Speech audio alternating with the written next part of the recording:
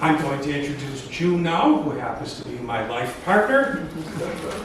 She is herself the product of public schools all the way through junior college and Cal State Hayward. She has a master's in public administration from Harvard. She worked for decades at the national, state, and local levels on workforce development, where she turned legislation into effective programs. She founded and ran a wholesale food business. She has published a book, The Public Economy in Crisis, and dozens of research essays in US and European journals and anthologies, translated into Spanish and Portuguese and elsewhere.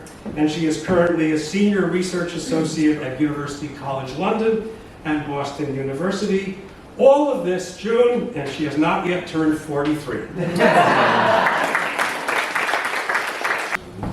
me just ask, who has heard the term public goods before and knows, thinks they know what public goods are? Not in the context of what you're describing it as. This is the first I've heard of it. Yeah, that's usually the case. So what are public goods? How do we get them? And why is it that so many of them are invisible to us? We don't see them. A public goods example, the sewer systems of Encinitas. We have Mike Thornton here, who's an expert on that to help us understand how that all works. And life without sewers, before there was a sewer system, how that worked. And a brief history, and Susan will cover that, and how it works today, and Mike will cover that. Excuse me, Jim. Is that like capital improvements? Sorry? Is that like capital improvements? Public goods? Well, I'm going to explain what they are. It includes capital improvements, but it includes a lot of things. So that's what I'm going to kind of get into here. So I'm going to do the background of what public goods are, and then one kind of public good is the sewer systems, and that's what we're focusing on today to give a detailed example of what one public good happens to be, one type of public good happens to be. So I love this quote. This is by Martin Wolf, who is a business writer for the Financial Times, a business newspaper based in London, and he said, the history of civilization is a history of public goods. The more complex the civilization, the greater the number of public goods that need to be provided. So what are they and how do we get them? So the way that I explain this sometimes in my teaching is this way. If you want to buy a toaster, or you want to buy a drill, or you want to buy a kitchen table, or you want to buy a new car, how do you do that? Well, you can go to a store, or you can go online, and you buy those things as an individual. You have enough money, you can buy the new car. What if you want clean air where you live, or clean air where you visit? Or what if you want running water in your house, or running water wherever you go, visit somebody, or anywhere? What if you want, when you go to a restaurant, we don't worry when we go to a restaurant that we're going to get poisoned by the food that they're serving us. We just go in and we assume that it's going to be safe to eat. How do we get that? How do we get that? We don't think about it. What if we want to drive cross-country on freeways without paying tolls? What if we want, as Hilal was talking about, what if we want miles and miles of beaches to walk on along the coast of California? How do we get that? How do we get these things? There's two ways, and this is what I really teach about. There's two ways to pay for the things that we need and want. We can pay as an individual customer, or we can pay jointly as a polity. And it's the public economy polity that I work on. So basically,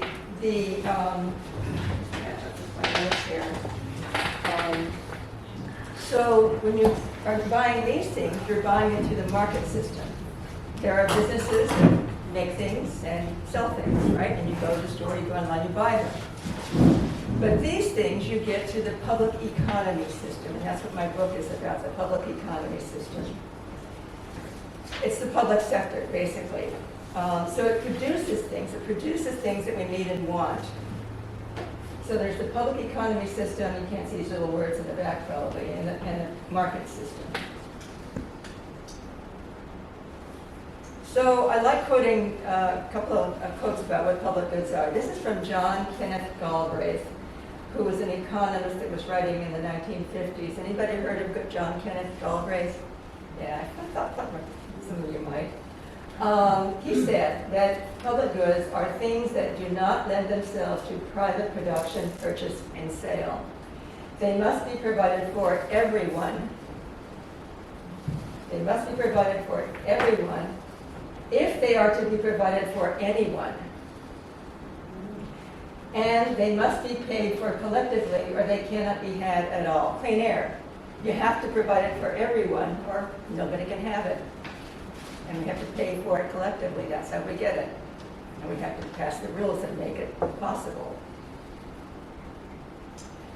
And this is from Atul Gawande, much shorter, much more succinct. He's a physician and writer. He said this, and he wrote this in 2017. Public goods are necessities that can be provided only through a collective effort and shared costs. And he specific, this is in the New Yorker magazine in 2017, and he specifically talks about a sewer system as one of the examples. Trash pickup and schools and fire protection, etc. So we decided to call this project that we're doing here at the Historical Society the Invisibles, because so many of them are invisible, and it's really important that they are invisible, and it's really important to recognize them. So this is just a slide with a bunch of icons that indicate that the public goods are invisible, the street lights and the sewer system and the running water that you use every day and don't think about, et cetera, et cetera. And in your file folder is a brochure on public goods, and there are thousands of kinds of public goods. I mean, from capital expenditures to rights and benefits and so forth. And so the categories, just some of the categories: financial security, your bank savings are secure, etc. Health protections, transportation, legal protections, education, innovation, environmental protection, safety and security, food safety being one of them, and recreation, skateboard parks. We originated the skateboards, but when we have skateboard parks, where do those come from? They're public goods, right? And hiking trails and bike paths, and of course, water beaches.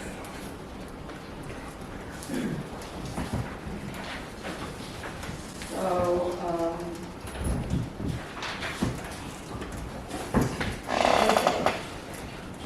Oh, and the public works. what? Okay. Oh, I'm sorry, I forgot. Thank you. This is sort of the point of the whole thing when I contacted I had to wait. my background, but mind you, is in workforce development, so I don't forget about it most of the time. So the invisible things are the public workers, and we have Mike, a public worker here, that we don't see the public workers who bring us the sewer systems and the trash collection and keep the bridges standing, et cetera, et cetera. So these are just icons to represent these things that are also invisible, which are the workers. Thank you, Hillel, bring up the workforce. So public goods. I mean, people talk about sometimes the public good.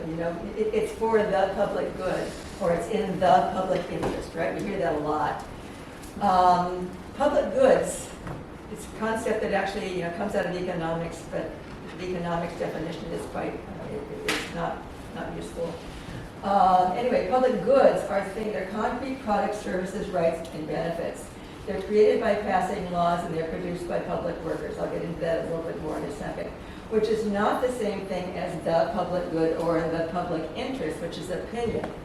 Or it's these are moral ideas. They come from our values. We differ about what the public good is, but we have to decide together what public goods we want to make happen. So this is the sort of thing that I get into in detail when I do my teaching, but basically public goods are created through collective effort and shared cost, to use Atul Gawande's words. Collective effort, what do we mean by that? Voting. So it's called in the literature, in the economics literature and in academia, it's called collective choice, and I'm going to come back to collective choice in just a minute. But basically people choose, through voting, they choose legislators to represent their interests, and sometimes people vote directly through referenda or initiatives. And in fact, we're going to hear from Susan about a referendum an initiative, whatever it was, in Leucadia in 1959 that brought the sewer system into existence. And it's now called the Leucadia Wastewater District. It was voted into existence. And then shared costs, we pay for them jointly through taxes. We all pay for our sewer system. On your property tax bill, there's a line that has the sewer, the sewer system, the sewer district that in which you live. So the thing about public goods is that this system where we pay for it collectively and we share the cost, it's a downside. It's a downside to the system that basically it's indirect, so we don't think about it. We create these things, but we don't realize we're doing it. So the public goods go unrecognized. And the system, is how it works, but it also doesn't allow us to generally see what we're creating. So the paradox of public goods is that invisibility is a hallmark of success. Not seeing the sewer system is actually in success. It's not overflowing, nothing's broken, right? Bridges that don't fall down, food poisonings that are avoided, pandemics that don't happen, people's bank savings that are not lost. I could do a long list of things that, the bad stuff that doesn't happen. Those are not happening because of public goods, things that we create and pay for. And of course, our waste and wastewater just vanish. To us, anyway. Not to you. It vanished to his back there. Public goods are invisible when they're working well, and they're noticed when something goes wrong. That's just in the nature of them. Excuse me, could I just ask? Yeah. I don't want to step on your toes here. I'd be really interested in knowing what it was like in Encinitas before. Yep. So That's, yeah, how people coped before they had the sewer system. Thank you. That's a great segue into what Susan's going to talk about. Thank you. Yes, we'll get into that in a little bit of detail. Thank you. Yes. Got you covered. Somebody say something? Go ahead. I have bad hearing. Public goods, the important thing is public goods aren't free. These things are not free. The beach is free, we think, but it's not free. It's there because we pay collectively for it. We all pay for these things. They're free or very low cost when and where we use them. So we go to the beach, we don't pay, but why is it there for us? Well, it's there because laws were passed in California to make the beaches all accessible to all of us. That's how that happened. So I want to go back to collective choice for a minute here and get a little bit academic-y for a second. So collective choice, two scholars, Stuart Ranson and John Stewart, a couple of English guys, did a book on public administration in the 1990s, and they talked about collective choice. And they talked about, and they said that in this joint decision-making process, it's not all happiness and holding hands. There are differing interests, disagreements, argument that lead to decision and action. And just to